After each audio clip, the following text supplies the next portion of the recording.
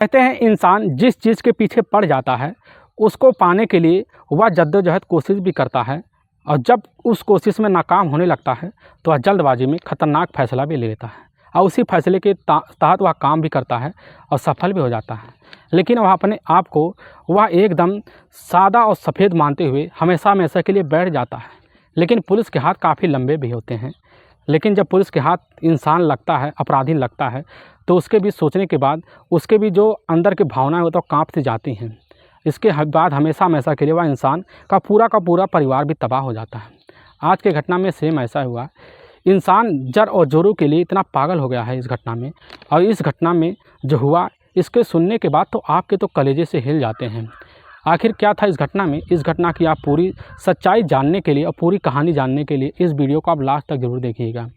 नमस्कार दोस्तों, मैं प्रदीप कुमार आपको स्टडी बाय चैनल पे मैं स्वागत करता हूं। दोस्तों आज की यह जो सच्ची घटना है, यह घटना है राजस्थान प्रदेश, और राजस्थान प्रदेश का एक ज़िला पड़ता है भरतपुर, और उसी के पास एक थाना पड़ता है उद्योगनगर थाना, और उसी के पास एक गांव पड़ता है, वह पड़ता है अजान गांव। और इसी गांव का बात है, मैं बात कर रहा हूं 15 फरवरी 2023 को। सुबह सुबह का टाइम होता है। उसी गांव में सुबह के टाइम कुछ व्यक्ति जो होते हैं वह शौच के लिए जाते हैं, खेत की तरफ बढ़ते हैं। तो जैसे खेत की तरफ बढ़ते हैं तो उनकी नज़र जो होती है वहीं पर एक खेत के मेड़ पे पड़ती है, और उसी मेड़ पे पड़ती है वहाँ पर एक व्यक्ति का डेड बॉडी पड़ा होता है। और देखकर वही व्यक्ति के द्वारा उनकी आंखें उसी समय फट जाती हैं, क्योंकि वह जो व्यक्ति होता है वह कोई और नहीं होता है, वह होता है नाथूराम जाट, और उन्हीं सबकी पहचान का होता है। नाथूराम के जाट को तुरंत ही इस चीज़ की खबर उनके परिवार वालों को दी जाती है। अब जैसे उनके परिवार वालों को दी जाती है तो नाथूराम के जाट की जो पत्नी होती है वह होती है रनिया। रनिया के कानों पर जैसे ही वह खबर पहुंचती है तो रनिया जो होती है अपने बेटे दीपक को यह खबर देते हुए बोल देती है कि तुम्हारे पिता को किसी ने मारकर वहाँ खेत में डंप कर दिया है। अब दीपक जैसे यह खबर सुनता है वह अपनी माँ रनिया के साथ भागता हुआ उसी खेत में पहुँचता है तो देखता है काफ़ी ज़्यादा भीड़ लगे हुए हैं, और इतनी ज़्यादा भीड़ लगे हुए हैं कि वह रनिया को अंदर जाना मुश्किल हो रहा था। लेकिन काफ़ी संभालने के बाद रनिया जैसे ही अंदर दाखिल हुई तो रनिया जो होती है वहीं पर ज़ोर ज़ोर से दहाड़ी मारकर पीटना रोना चिल्लाना शुरू कर देती है। और जो बेटा होता है दीपक भी वहीं पर रोना चिल्लाना शुरू कर देता है। काफ़ी ज़्यादा माहौल बिगड़ से जाता है। कुछ वक्त बीत जाता है तो रनिया और दीपक दोनों नाथूराम के बॉडी को घर लाते हैं। लाने के बाद अच्छे से उसके बॉडी का पूरा सा नहला धुलाकर तैयार करते हैं दाह संस्कार करने के लिए। और जब दाह संस्कार करने के लिए वह लकड़ी इकट्ठा करते हैं और ले जाने के लिए पूरी तैयारी कर लेते हैं। तो ले जाते हैं तो जो है उसी समय गाँव का एक व्यक्ति होता है, वह व्यक्ति जो होता है उसके मन में एक ख्याल आता है। वह सोचने लग जाता है इतना कांड हो गया, अभी तक यहाँ पर पुलिस नहीं पहुँची। वह व्यक्ति उसी समय उद्योगनगर पुलिस थाने में फ़ोन करता है। उद्योगनगर की पुलिस थाने की जो टीम होती है वह तुरंत ही गाड़ी के तहत वहाँ पहुँच जाती है।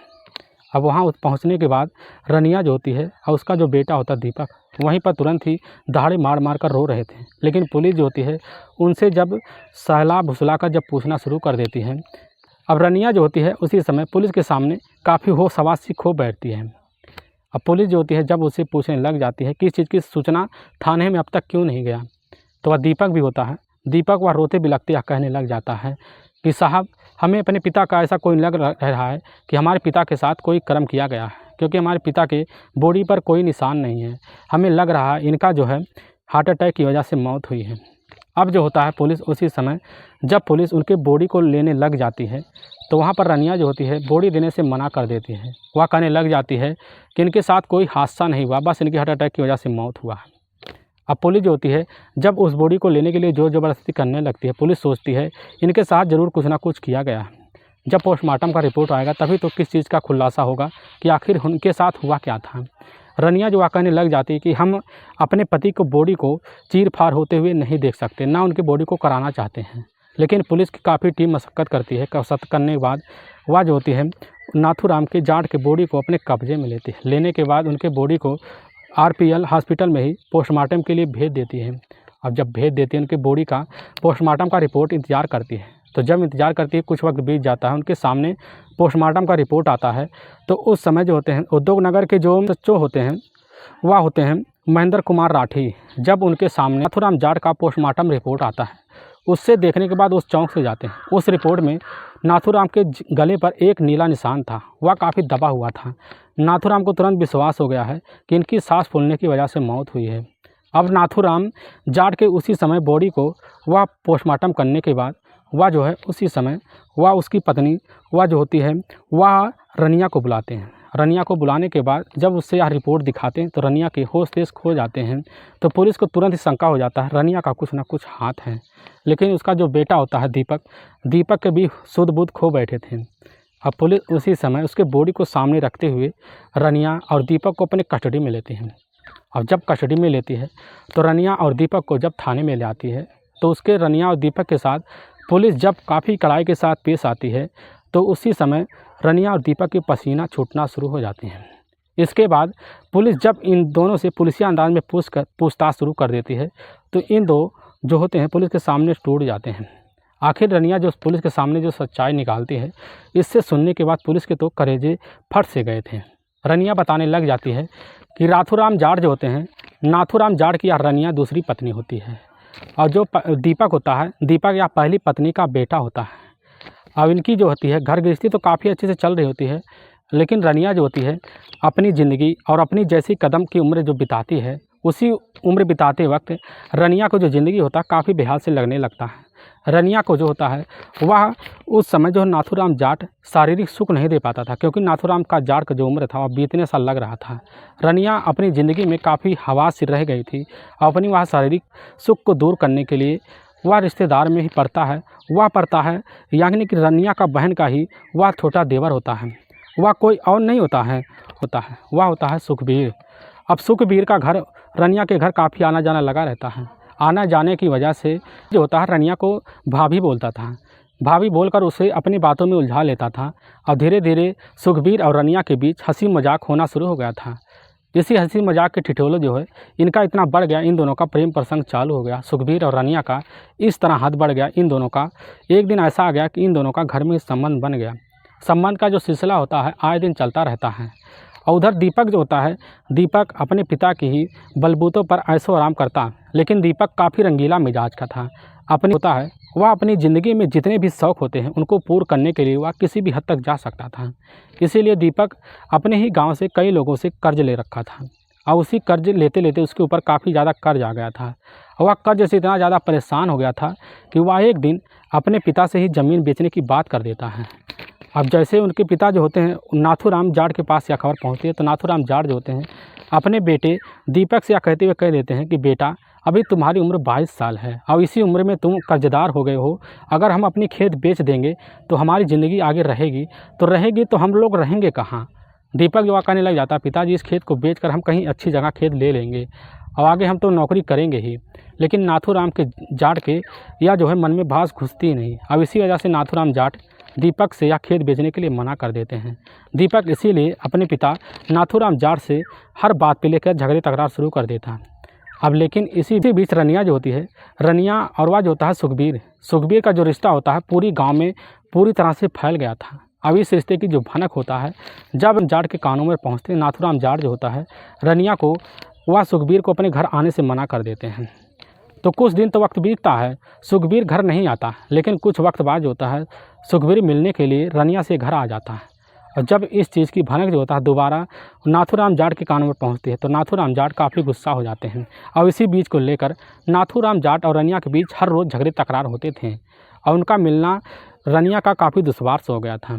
अब इधर जो होती है रनिया और वह जो होता है दीपक दोनों ही नाथूराम जाट से काफ़ी ज़्यादा परेशान हो जाते हैं। नाथूराम जाट के इसी परेशानी को इतना झेल पाते हैं कि उनकी ज़िंदगी बेहतर होती जा रही थी। रनिया जो है वह उस प्रेमी से मिलने के लिए और जो होता है उस समय दीपक अपने पिता से ज़मीन ना पाने की वजह से वह काफ़ी ज़्यादा परेशान हो जाता है और इसी परेशानी के चलते दोनों मिलकर एक काफ़ी ख़तरनाक फैसला ले लेते हैं। लेकिन इसी फैसले के तहत रनिया और दीपक सोचते हैं कि इसमें हमारा नाम भी ना आए और हम पकड़े भी ना जाए और हमारा काम हो जाए। लेकिन इसके लिए वह सोचते हैं क्यों ना एक ऐसी आदमी का व्यवस्था किया जाए जो इस गांव का हो ना और वह पूरे काम को अंजाम दे दे और पकड़ा भी ना जाए।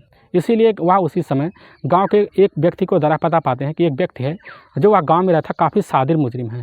शातिर मुजरिम होने की वजह से अब जैसे उसी समय वह जो होती है रनिया दीपक दोनों मिलकर जाकर मुजरिम से बात करते हैं। लेकिन मुजरिम जो होता है इनके सामने 2 लाख की पेशी कर देता है। जैसे 2 लाख की बात करता है तो रनिया और दीपक काफ़ी सोच समझ के फैसला ले लेते हैं, ठीक हम इस चीज़ को हम जल्द से जल्द पूरा करेंगे। अब रफीक ही जैसे 2 लाख की बात सुनता है तो अब पैसे इंतजाम करने के लिए वह तुरंत ही उसी कर्जदार के पास पहुंच जाता है और उस कर्जदार से बोल देता है कि अभी कि हमें इसी वक्त हमें 1 लाख रुपया दे दो। कर्जदार जो होता है वह कैसे का तैसे कर दीपक को 1 लाख रुपया दे देता है। बाकी का पैसा जो होता है उस समय जो होती रनिया अपना मंगलसूत्र बेचकर और कुछ गहने बेचकर इंतजाम कर लेती है और पैसे इंतजाम करने के बाद उस व्यक्ति को दिए जाते हैं। वह रिश्तेदार होने की वजह से रनिया के तो पास पहुंचता है और उसके पड़ोस में रुकता है। लेकिन प्लान के तहत सुपारी किलर जो होता है, सुपारी किलर इस काम को अंजाम देने के लिए 14 फरवरी 2023 का दिन चुनता है। लगभग शाम का टाइम होता है। वह जो होता है किलर जो होता है सुपारी किलर, वह आता है रनिया के घर। आने के बाद नाथूराम जाट से मिलता है। नाथूराम जाट देखकर उसको तो पहचान लेते हैं क्योंकि वह उनका खास रिश्तेदार होता है। नाथूराम जाट जो होते हैं उससे बात करते करते शाम के टाइम खेत की तरफ चले जाते हैं और जाने के बाद रिश्तेदार के साथ वह उस तरह बात करना शुरू कर देते हैं। उसी बीच सुपारी किलर जो होता है उनके ऊपर शरीर के ऊपर इतनी तेज़ धारदार हथियार से हमला कर देता है जिसकी वजह से नाथूराम जाट वहीं पर घाव खाकर गिर जाते हैं। उसी समय वह जो होता है सुपारी किलर तुरंत ही वो अपने काम को अंजाम देकर घर चला रहता है और इस चीज़ की सूचना दीपक को दे देता है। दीपक जैसी चीज़ की सूचना सुनता है तो काफ़ी खुश हो जाता है। खुश होने के बाद अब वह जो होती है रनिया को कानों में जब खबर पहुँचती है रनिया भी काफ़ी खुश हो जाती है और दोनों अपने काम को अंजाम देकर इतना खुश से अपनी ज़िंदगी जीना शुरू कर देते हैं। लेकिन पुलिस के हाथ जब यह दोनों चढ़ते हैं तो पुलिस के सामने जो सच्चाई पेश करती है इसे सुनने के बाद पुलिस के तो कलेजे हिल जाते हैं। अब इन दोनों पर एक लंबी चार्जशीट लगाकर पुलिस इन दोनों को ले जाकर जेल में डाल देती है। दोस्तों, इस घटना का सुनाने का उद्देश्य हमें किसी को परेशान करना नहीं है और ना ही किसी को दिल को ठेस पहुंचाना है। बस आपको यह बताना है कि आप जहां भी रहें आप सावधान और सतर्क जरूर रहें। दोस्तों अगर आपको वीडियो पसंद आ रहा है तो इस वीडियो को आप ज़्यादा से ज़्यादा शेयर और सब्सक्राइब जरूर करें, जिससे हम आपके बहुत आभारी रहेंगे। फिर मिलेंगे नेक्स्ट वीडियो लेकर, तब तक के लिए जय हिंद, जय भारत।